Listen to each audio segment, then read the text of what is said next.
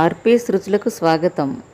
ఈరోజు నేను తరతరాల తెలుగింటి సాంప్రదాయపు వంట దెబ్బరొట్టె తేనెపాకం టేస్టీగా పర్ఫెక్ట్గా ఎలా ప్రిపేర్ చేసుకోవాలో పక్కా కొలతలతో చూపించబోతున్నానండి.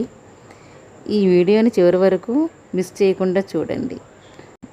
మీరు కనుక నా ఛానల్ని ఫస్ట్ టైం చూస్తున్నట్లయితే నా ప్రీవియస్ వీడియోస్ని కూడా ఒక్కసారి చెక్ చేసి అవి కూడా మీకు నచ్చినట్లయితే సబ్స్క్రైబ్ చేయడం మర్చిపోకండి. కావాల్సిన పదార్థాలు: జీలకర్ర 1 టీ స్పూన్, సాల్ట్ 2 టీ స్పూన్లు, మినపప్పు 1 కప్పు. ఈ రొట్టెకి ఇలా పొట్టు మినపప్పు అయితేనే బాగుంటుందండి. ఈ పప్పు కనుక మీకు దొరకనట్లయితే మీరు చాయ్ మినపప్పు అయినా వాడుకోవచ్చు. మనం 1 కప్పు మినపప్పు తీసుకున్నాం కదా, అదే కప్పుతో 1.25 కప్పు మనం బియ్యపు రవ్వ తీసుకోవాలండి. ఈ బియ్యపు రవ్వ పచ్చి బియ్యపు రవ్వ తీసుకోవాలి. దానికోసం మనం బియ్యాన్ని శుభ్రంగా కడిగి ఎండలో ఆరబెట్టి దాన్ని మిక్సీలో ఆన్ ఆఫ్ చేస్తూ చేసుకున్నట్లయితే మనకు ఈ రవ్వ అనేది వస్తుందండి. ఈ రవ్వ ఇడ్లీ రవ్వ అంత సన్నగా ఉండకూడదు, అలా అని మరీ లావుగా కూడా ఉండకూడదండి. అలా అయితేనే మనకి రొట్టె అనేది పర్ఫెక్ట్గా వస్తుంది. ముందుగా ఒక బౌల్ తీసుకోవాలండి. దానిలో మనం తీసుకున్న మినపప్పును వేసుకోవాలి. దాన్ని వాటర్ వేసి నానబెట్టుకోవాలండి. ఈ నానబెట్టుకోవడం అనేది మినిమం అంటే 5 అవర్స్, మ్యాక్సిమం అంటే 7 అవర్స్ నానబెట్టాలండి. అంతకు మించి ఎక్కువగా నానబెట్టకూడదు. 6 అవర్స్ అయిపోయిందండి. మనకి మినపప్పు అంతా కూడా బాగా నానిపోయింది. ఇప్పుడు దీనిని మనం శుభ్రం చేసుకోవాలి. ఈలోగా మనం రవ్వలో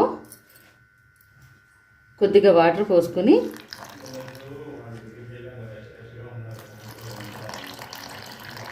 కలుపుకోవాలండి.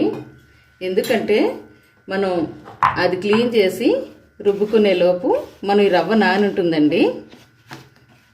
ఈ రవ్వ మినిమం అంటే 1/2 అవర్ నానబెట్టుకోవాలి. అది మనం ఇలా కలిపేసినట్లయితే తొందరగా నానుతుందండి. మీకు 1/2 అవర్ కూడా నానబెట్టుకునే టైం లేదనుకుంటే గోరువెచ్చని వాటర్తో ఈ రవ్వను తడిపి పెట్టుకున్నట్లయితే మనకు రవ్వ అనేది 20 మినిట్స్కే బాగా నానిపోయి ఉంటుందండి.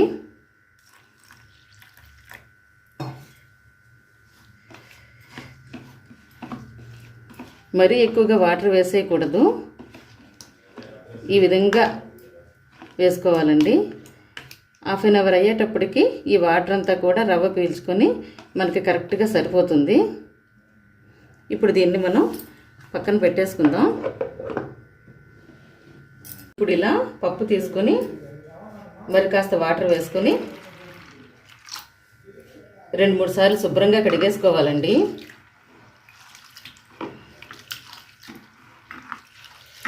ముందుగా మనం ఈ వాటర్ని ఇలా వంచేసుకుందాం.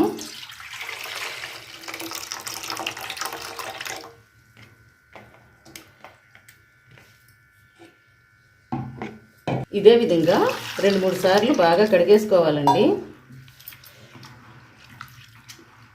అప్పుడే చెత్త అంతా పోయి మనకి నీట్గా క్లీన్ అవుతుంది.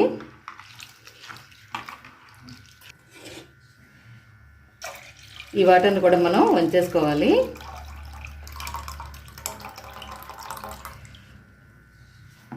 ఇలా ఫైనల్గా మరొకసారి కడుక్కొని ఆ పొట్టును కూడా ఇలా మనం వంచేసుకుందామండి. నార్మల్గా అయితే నేను కాస్తంత పొట్టుతోటే నేను యూజ్ చేస్తాను. ఎందుకంటే పొట్టులో మంచి ఐరన్ ఉంటుందండి. అదే కాకుండా ఈ పొట్టు ఉంచడం వల్ల మనకి కమ్మదనం అనేది పెరుగుతుంది. కొంతమంది ఇష్టపడరు కాబట్టి నేను పొట్టు తీసి చూపిస్తున్నాను. మనం ఇలా మిక్సీ జార్ తీసుకోవాలండి. దానిలో మనం శుభ్రం చేసి పెట్టుకున్న మినపప్పును యాడ్ చేసుకోవాలి. ఇప్పుడు దీనిని గారెల పిండంత గట్టిగాను కాదు, దోసల పిండంత మెత్తగాను కాకుండా రుబ్బుకోవాలండి. మధ్యస్థంగా ఇది సెమీ సాలిడ్గా మనం రుబ్బుకోవాలి. అలా అయితేనే రొట్టె మనకి పర్ఫెక్ట్గా వస్తుందండి. మనం ఈ విధంగా మిక్సీ పట్టుకోవాలండి. ఈ పిండి వడలంత గట్టిగాను కాదు, దోశలంత మెత్తగాను కాకుండా మనం ఈ విధంగా మిక్సీ పట్టుకోవాలి. మనం పప్పు కడుక్కొని దాన్ని గ్రైండ్ చేసేలోపు మనకి రవ్వ కూడా నానిపోయిందండి.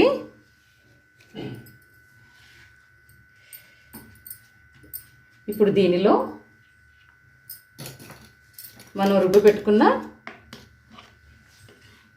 మినప్పిండిని కూడా యాడ్ చేసుకోవాలండి. ఇప్పుడు ఇదంతా బాగా మిక్స్ అయ్యేటట్టుగా కలుపుకోవాలండి. మనం మిక్సీలో రుబ్బుకున్నాం కాబట్టి 1కి 1:30 రవ్వ పట్టిందండి. అదే కనుక మనం గ్రైండర్లో కనుక మినపప్పును రుబ్బుకున్నట్లయితే ఈ రవ్వ 1కి 2 పడుతుందండి.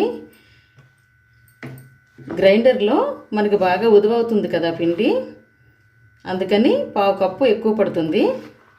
దీన్ని బాగా ఇలా కలిపేసుకోవాలి. ఇప్పుడు దీనిలో మనం తీసుకున్న సాల్ట్ కూడా యాడ్ చేసుకోవాలండి. అలాగే జీలకర్రను కూడా యాడ్ చేసుకోవాలి. ఈ సాల్ట్ జీలకర్ర బాగా మిక్స్ అయ్యేటట్టుగా మనం కలుపుకోవాలండి. ఈ జీలకర్ర రొట్టెకి మంచి కమ్మదనాన్నే కాదండి, డైజెషన్కి కూడా మనకి ఉపయోగపడుతుంది. ఇలా మిక్స్ చేసిన తర్వాత ఒక 1/2 అవర్ పక్కన పెట్టేసుకోవాలండి. అప్పుడు రవ్వ పప్పు బాగా మిక్స్ అయ్యి రొట్టె అనేది మంచి క్రిస్పీగా క్రంచీగా వస్తుందండి. ఇప్పుడు దీన్ని మరలా మనం పక్కన పెట్టేసుకుందాం. ఈ పప్పు రవ్వ బాగా నానేలోపు మనం తేనెపాకం ప్రిపేర్ చేసుకుందామండి. ఇది రొట్టెకి సైడ్ డిష్గా చాలా బాగుంటుంది. దానికోసం మనం 1 కప్పు బెల్లాన్ని తీసుకున్నాం. దాన్ని ఇలా చిన్న చిన్న ముక్కలుగా తీసుకుంటే తొందరగా కరిగిపోతుంది. అలాగే 1 కప్పు వాటర్ తీసుకోవాలండి. మనం పాకం ప్రిపేర్ చేసుకోవడం కోసం స్టవ్ వెలిగించి ఒక దలసరి పాత్ర పెట్టుకోవాలండి. దానిలో మనం తీసుకున్న వాటర్ వేయాలి. ఇప్పుడు మనం బెల్లం కూడా యాడ్ చేసుకోవాలండి.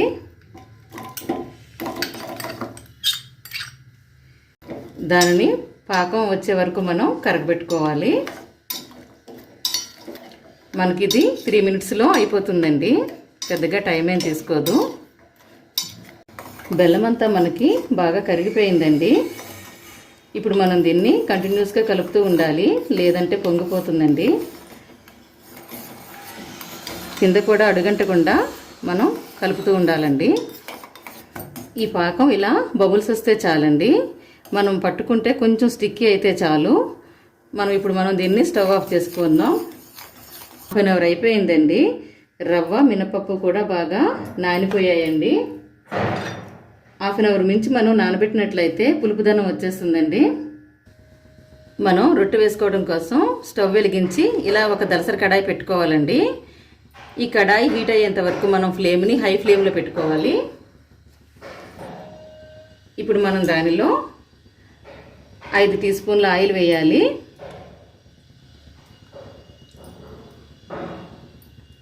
ఈ రొట్టెకి కొంచెం ఆయిల్ అనేది ఎక్కువగానే పడుతుందండి.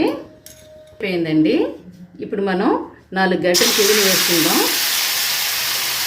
పూర్వం రోజుల్లో అయితే చాలా మందంగా వేసేవారండి ఈ రొట్టెని.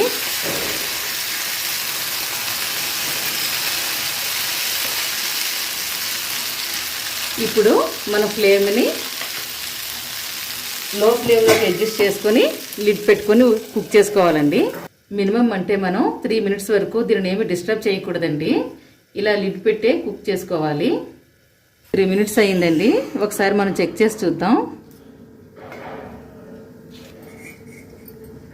ఇలా టచ్ చేస్తే ఈ చుట్టూ మనకి చేతికి అంటుకోలేదండి. ఈ సెంటర్లో కూడా మనం టచ్ చేసి చూద్దాం.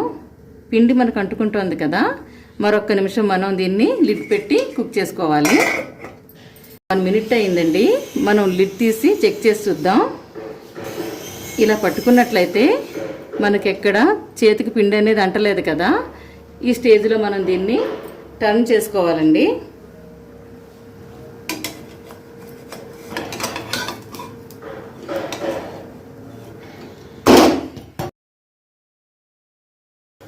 ఇప్పుడు పైన 2 టీ స్పూన్ల ఆయిల్ వేసుకోవాలి. ఇలా టర్న్ చేసుకున్న తర్వాత మనం లిడ్ పెట్టకూడదండి. అలా లిడ్ పెట్టినట్లయితే ఈ రొట్టె పైన క్రంచీనెస్ అనేది పోతుంది. 4 మినిట్స్ అయిపోయిందండి. ఇది మనకి బాగా కుక్ అయిపోయింది. ఇప్పుడు మనం దీనిని స్టవ్ ఆఫ్ చేసి సర్వింగ్ ప్లేట్లోకి తీసేసుకుందాం. దిబ్బ రొట్టి తేనెపాకం రెడీ అయిపోయిందండి. ఈ సాంప్రదాయపు వంటను మీరు తప్పకుండా ట్రై చేసి మీకు ఎలా వచ్చిందో కామెంట్స్ రూపంలో తెలియచేయండి. ఈ రెసిపీ కనుక మీకు నచ్చినట్లయితే లైక్ చేసి మీ ఫ్రెండ్స్ అండ్ ఫ్యామిలీకి షేర్ చేయండి. మరిన్ని రుచుల కోసం నా ఛానల్ని సబ్స్క్రైబ్ చేయడం మర్చిపోకండి.